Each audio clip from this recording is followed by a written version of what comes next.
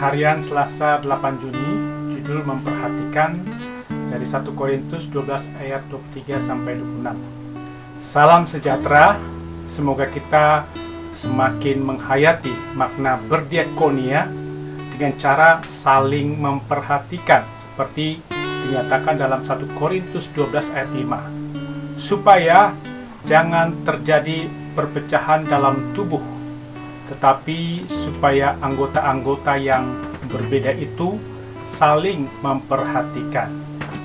Seorang anak bercerita tentang satu keluarga miskin dibantu oleh salah satu stasiun televisi dengan membedah rumah, kemudian menyediakan tempat berdagang dan bahan untuk berdagang. Setelah diserahkan, keluarga ini berjualan. Beberapa waktu kemudian tempat dagang ini akhirnya tutup. Keluarga ini kembali hidup seperti sebelum bedah rumah. Perhatian yang diberikan kepada orang miskin sangat baik, tapi perlu perhatian pada potensi atau kemampuan dari orang yang akan dibantu, sehingga dalam memberi perhatian dan pertolongan sesuai dengan kemampuan orang yang dibantu untuk memajukan ekonomi keluarga. Ibu N adalah seorang asuhan diakonia dalam sebuah jemaat. Pekerjaannya adalah mengupas kulit bawang yang diserahkan oleh pedagang bawang. Ibu N mendapat upah dari mengupas kulit bawang. Untuk menambah penghasilannya, Ibu N menggoreng bawang merah. Gorengan bawang merah Ibu N cukup kering dan enak aromanya. Pengurus diakonia memberi perhatian pada potensi dan kemampuan Ibu N dan tergerak membantu untuk menjualkannya. Memberi perhatian pada potensi dan kemampuan orang yang sederhana, miskin, lemah ekonomi merupakan salah satu cara pelayanan diakonia. Berdiakonia adalah kesaksian dengan cara memberi perhatian, pertolongan sebagai wujud pelayanan. Kita menolong dengan menjadi budak atau hamba Tuhan. Tugas diakonia sebagai hamba Tuhan adalah suatu kehormatan. Berdiakonia sebagai hamba Tuhan artinya bukan mengikuti kehendak dan rencana sendiri, tapi mengikuti kehendak dan rencana Tuhan yang telah menebus dosa kita dan membuat kita bebas atau merdeka dari dosa. Berdiakonia kita pahami dalam rangka melayani Tuhan dengan tubuh kita dan menjadi ibadah yang sejati. Roma 12 ayat 1. Tujuan diakonia adalah kesejahteraan orang lain. Pengumpulan persembahan di Yerusalem tujuannya untuk melayani orang miskin dengan menggunakan harta duniawi. Roma 15 ayat 26 sampai 27.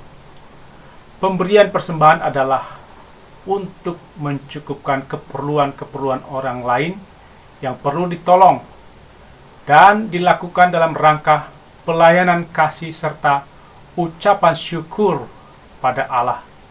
2 Korintus 9 ayat 12. Diakonia tidak bisa lepas dari kesaksian atau marturia dan persekutuan koinonia. Bersaksi dalam arti orang yang ditolong memahami bahwa kelemahan dalam dirinya adalah akibat dosa manusia dan hanya dalam kuasa Yesus dosa tersebut bisa dilepaskan dan Roh Kudus akan membimbing orang untuk hidup yang lebih baik dan benar dalam Tuhan. Bersaksi berarti kita memberitakan kasih Allah yang menyelamatkan. Mentalitas mengemis bisa jadi karena dosa dalam diri seseorang yang tidak mau bekerja, tidak mau berusaha, cukup menerima saja. Orang yang bermentalitas seperti ini perlu memahami bahwa kuasa Yesus mampu memperbaharui seseorang untuk bekerja atau berusaha melalui pembinaan atau pelatihan yang dilakukan dengan tekun, setia, tidak menyerah. Bersaksi adalah mendorong orang untuk bertobat dan diperbaharui Yesus. Orang yang dibantu dalam pelayanan diakonia perlu juga dibangun persekutuan dengan Tuhan dan sesama.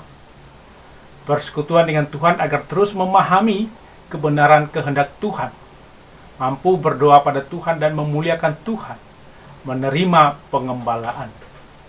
Kegiatan berdiakonia bukan sekedar memberikan bantuan karitatif, memberi natural, tapi perlu pengembangan spiritual dalam diri orang yang dibantu.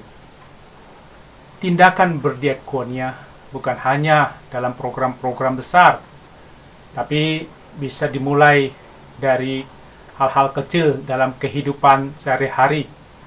Uluran tangan sebagai tanda kasih kepada sesama manusia. Bertindak dalam diakonia berarti memberi diri untuk melayani orang lain, bukan minta dilayani. Seperti Yesus merendahkan diri melayani manusia. Bagi Yesus, orang yang melayani sesama adalah orang yang terbesar. Markus 10 ayat 43. Berdiakonia berarti meniru pelayanan Yesus.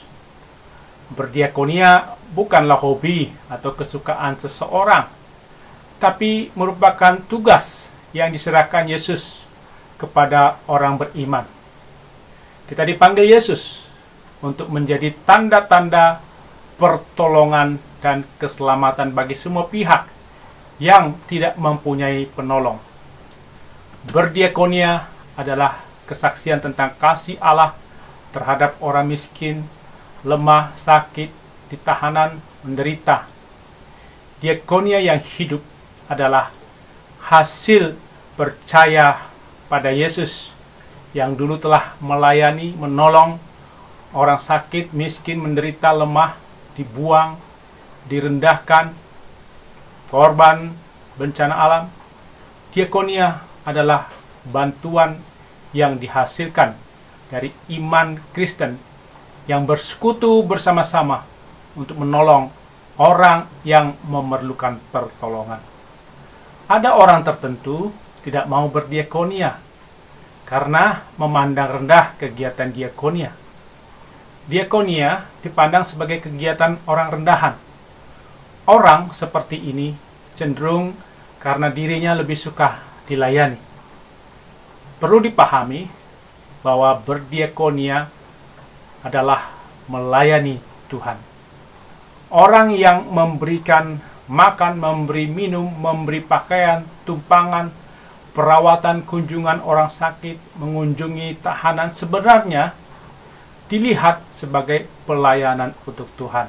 Matius 25 ayat 31 sampai 46. Tugas diakonia adalah memperhatikan sesama, baik anggota jemaat maupun orang di sekitar. Memperhatikan orang lain berarti merendahkan diri. Orang yang ingin dimuliakan, dihormati, maka ia suka mencari perhatian agar orang lain memperhatikan dirinya. Ia tidak suka memperhatikan pergumulan orang lain, terutama orang yang paling lemah. Orang yang ingin dimuliakan akan menimbulkan perpecahan, tidak membangun kesatuan dalam tubuh Kristus. Orang yang berdiakonia suka memperhatikan orang lain, memberi penghormatan bagi orang yang lemah, menghargai mereka, maka ia akan membangun kesatuan, kesehatian dalam Yesus.